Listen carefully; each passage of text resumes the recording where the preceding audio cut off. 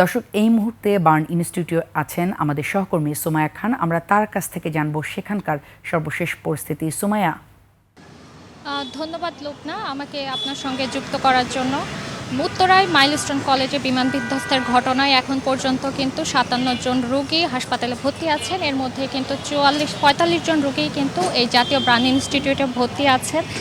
গতকালকে কিন্তু তাদের দেখতে এখানে 7 সদস্যের একটি সিঙ্গাপুর থেকে একটা বিশেষজ্ঞ টিম এসেছিল। এছাড়াও কিন্তু সন্ধ্যায় এসেছিল ভারতে একটি 4 সদস্যের টিম।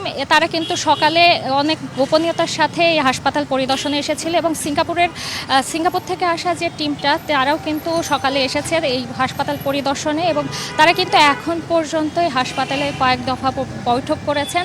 এবং এখানে যে 45 জন রোগী আছে তাদেরকে কিন্তু তারা 3টা ক্যাটাগরিতে ভাগ করেছেন এবং 3টা ক্যাটাগরিতে ক্রিটিক্যালে আছেন 8 জন, সিভিয়ারে আছেন 13 জন এবং ইন্টারমিডিয়েটে আছেন 23 জন। এছাড়াও গতকাল রাতে সর্বশেষ যে একজন শিশু এখানে ভর্তি হয়েছিল তাকে আসলে কোন ক্যাটাগরিতে চিকিৎসা দেওয়া হচ্ছে সেটা কিন্তু এখন পর্যন্ত আমাদের অবগত করা হয়নি।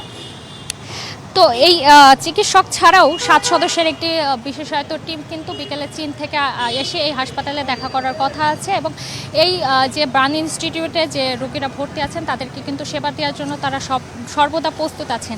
এখানে কিন্তু এই যে রোগীরা আছেন তাদের মধ্যে 2 জন প্রাপ্তবয়স্ক ছাড়া কিন্তু সবাই এই মাইলস্টোন স্কুল অ্যান্ড কলেজের শিক্ষার্থী ছিল। এই হাসপাতালের নিরাপত্তা জোরদার করার জন্য সমস্ত রকমের পদক্ষেপ গ্রহণ করা হয়েছে। এখানে নিয়োজিত আছে আইনশৃঙ্খলা রক্ষাকারী বাহিনী, সেনাবাহিনী, র্যাব, পুলিশ এবং আনসার সহ স্বেচ্ছাসেবী সংগঠনগুলো। তো এর পরবর্তীতে যে পদক্ষেপগুলো নেওয়া হবে সেটা কিন্তু আমরা পরবর্তী ব্রিফিংয়ের পরে জানতে পারবো। তো লুবনা, এই ছিল আমার কাছে থাকা জাতীয় বার্ন ইনস্টিটিউট থেকে সর্বশেষ।